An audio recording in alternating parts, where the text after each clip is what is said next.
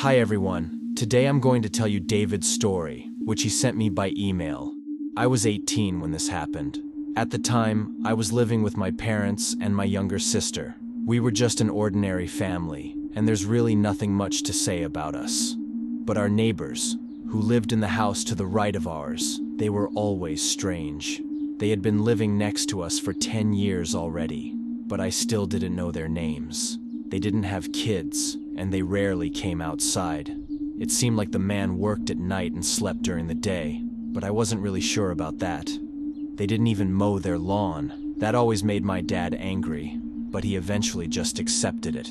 After all, he couldn't force the neighbors to do anything. What's surprising is that in all those 10 years, I'd only seen the woman from that house about 15 times. She almost never came out. Now I should say a little about myself. When I turned 18, my parents renovated the old guest room on the second floor and told me I could move into it.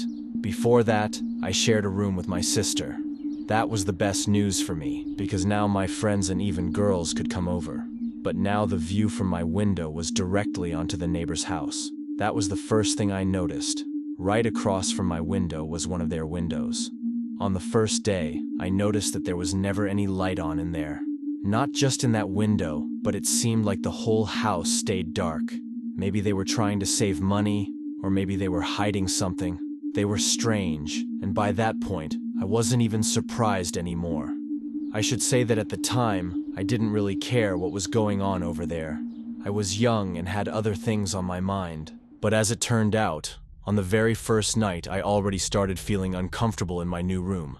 I didn't have any curtains or blinds yet, just a bare window. I was planning to hang curtains in a week.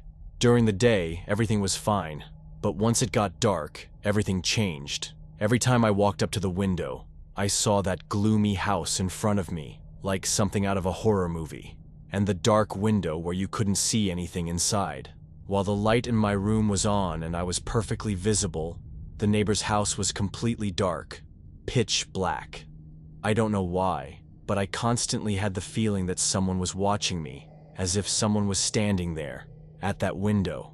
I realized I definitely needed to get curtains. The whole evening, I sat at my computer, but I kept glancing toward the window. I felt like someone was watching me from over there. At midnight, I decided to go to bed and turned off the light in my room. Once it was dark, I looked out the window again and noticed something moving in the neighbor's window. That made me even more uneasy. Of course, I didn't know if anyone was actually watching me. Maybe that's just their bedroom? But the thoughts in my head were restless. I went to bed and slept through until morning. It was the weekend and I didn't have to go anywhere. I got up and even forgot about what had happened the night before. I went downstairs and realized I was home alone. Everyone had left? Where? I made myself breakfast, ate, and went outside to get some fresh air. As soon as I stepped out of the house, I noticed out of the corner of my eye that the door to the neighbor's house was slightly open. I got very curious and really wanted to at least take a peek inside. I stepped onto their lawn and slowly walked closer, very slowly. I got closer and tried to look inside. From inside came a foul smell, mold and something rotten. It stank badly. The hallway looked ordinary, but it seemed like it hadn't been renovated in years. The walls were stained and dirty, and near the door was a coat rack with an old jacket hanging on it. Why did they need a jacket? It was summer, and outside it was hot. As suddenly as I heard footsteps, I quickly backed away. I tripped over an old board lying on the ground and fell. The door slammed shut. Damn, now they might know I had been there. I hurried home, feeling like I had done something wrong. But overall, the day went by quickly, and evening came. I called my parents and found out they had gone to visit my grandmother for the weekend. I was alone in the house.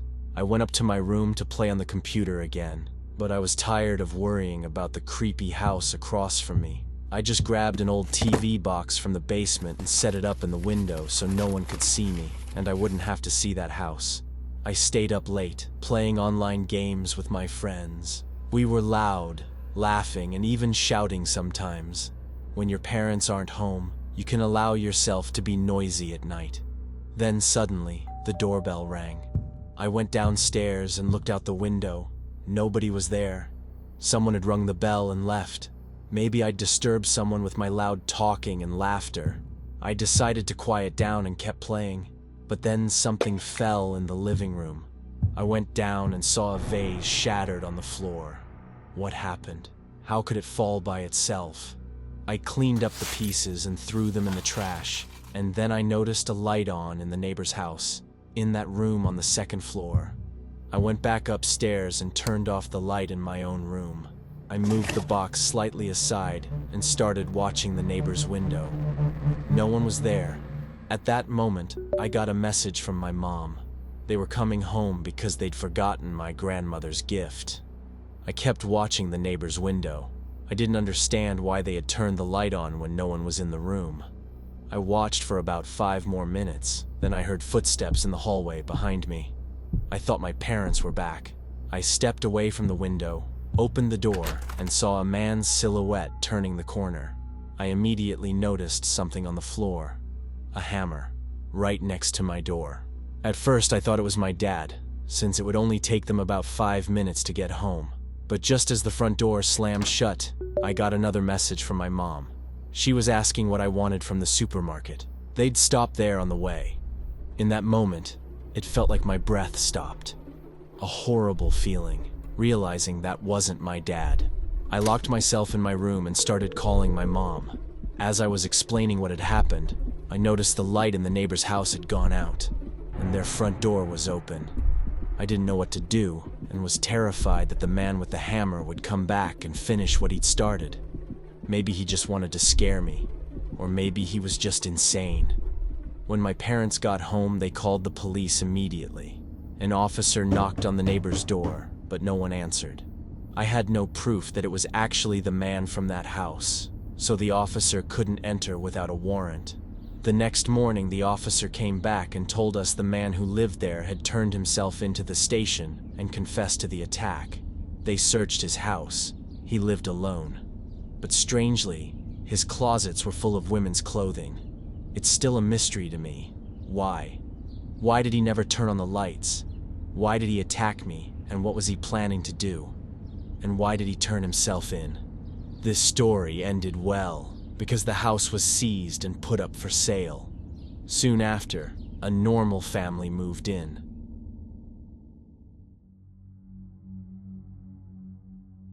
Hi everyone, my name is Lily, and I've been living alone for 5 years now. Sometimes strange things have happened to me, like being attacked by a dog, or even almost getting mugged once. But what I'm about to tell you only happened to me once in my life. It was a very strange and frightening experience, especially for a young woman living alone. One day, I got home from work in a taxi and decided to order some food delivery. I didn't feel like cooking, and I still had to finish a report. I ordered myself some pasta and Japanese sushi and got to work. It was already late, and I live in a very poor neighborhood. Even though I earn a decent living, this house was the only option I could afford to rent. I just didn't want to commute from the other side of town for work. I kept working on the report and completely forgot I was supposed to get my order. I checked the app and saw that my order had been canceled. I didn't have time to deal with it, so I decided to just go to bed and wake up early. I went to take a shower, and while I was in there, the doorbell rang. I wasn't expecting anyone. No one ever comes to visit me. I wrapped myself in a towel and came out of the shower. I opened the door, and standing there was a delivery guy who looked very strange. He was wearing a yellow uniform but didn't have an insulated delivery bag. He handed me my order in a regular plastic bag. I thought my order was canceled, I said. Must have been some mistake. Sorry, here's your food, he replied. Our conversation was awkward because he stuttered, and I couldn't stop looking at his messy mustache. He looked very unkempt and clearly uncomfortable talking to me. He stared at his feet and never looked me in the eye. I took the order, thanked him, and closed the door. I wasn't even hungry anymore, so I left the bag on the kitchen counter. I went back to the shower, finished up, and headed to the bedroom. I just wanted to fall asleep quickly and get up in the morning. I was thinking only about work. So many goals and plans. I lay in bed, but for some reason, I couldn't fall asleep. Then suddenly the doorbell rang again. I got up and went to the door. It was the same delivery guy. I asked him what he wanted. He told me he'd forgotten to give me my drink. I opened the door and took a cup of juice from him. Then I immediately shut the door. As I walked past the entrance, I noticed through the window that he was still standing at my door. It was strange, but I went back to the bedroom. I realized I had forgotten to lock the door. I told myself I'd wait a couple of minutes for him to leave before going back to lock it. But when I went back downstairs, I noticed that the door was already closed. I thought maybe I just didn't remember locking it myself. I looked out the window and saw that guy. He was standing on the opposite side of the street, and it looked like he was waiting for someone. He kept glancing around nervously. I went back to my room, got into bed, and fell asleep. Maybe 10 minutes passed, and I woke up. Something had startled me awake. I had this uneasy feeling, like I'd been scared by something. I decided to get up and clear my head. I needed some water. I went downstairs and poured myself a glass of water. That's when I noticed he was still standing out there, staring straight at my house. He probably couldn't actually see me. It was dark, but what was he still doing there? Maybe he was waiting for a taxi. I walked over to the window and pulled the curtain closed. Then I noticed something strange. Some dirt on the floor. Where had that come from? What was it? Something fell upstairs. Right away, I realized someone was inside the house. He must have snuck in while I was sleeping. I quietly slipped into the closet and hid there. But the problem was my phone was still in the bedroom. I could hear footsteps. Someone was walking above me in my room. I was panicking, but knew I couldn't let him know that I knew he was there. I didn't know what to do. Fear completely took over, and I couldn't think straight. But as soon as I heard him move, I knew I had to get out of the house. I ran outside and straight to the delivery guy. "Please, call the police. Someone broke into my house," I begged him. He looked scared too. I could see it in his eyes. He took out his phone and said he couldn't help. His battery was dead. We stepped away from the house and went to the neighbors. I asked them for help. The delivery guy left. When the police arrived, they searched the house but didn't find the intruder.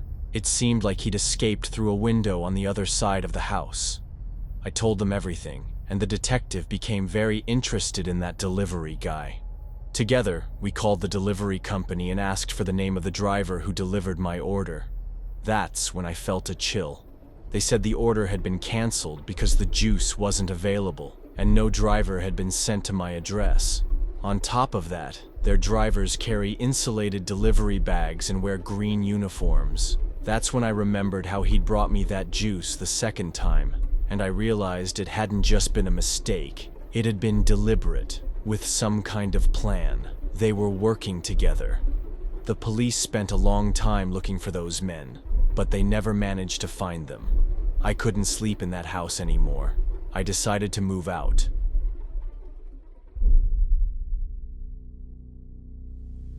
Hi, I'm Michael. 10 years ago, I worked at an insurance company. Every day I'd call clients to offer them new terms and services. Most of them probably hated me for always calling at the worst possible time. That day, I was working from home. I only needed to make 30 calls and finish a few other tasks. I sat in front of my computer all day, well into the evening. I had just one last call to make. I dialed the number and went to the kitchen to make some coffee. I was wearing wireless headphones, so I didn't have to sit in front of the screen during the call. The client picked up. I asked for his name to make sure it was him. It's pretty common for a relative to answer instead. "Hello, is this Bob?" No response. I repeated the question. "Hello, is this Bob?" Someone was breathing into the phone. A few seconds later, I heard an answer. "Yes." His voice was strange, tired, almost emotionless. Once I was sure I had the right person, I began my pitch about a new life insurance plan. Normally, this is the point where clients hang up or politely say they're not interested. But Bob didn't hang up. He just listened silently. I asked, "Would you like to update your policy?" He replied, "That's a very interesting offer." Again, his voice was cold and completely flat. "So, does the new plan work for you?" I asked. Bob went silent.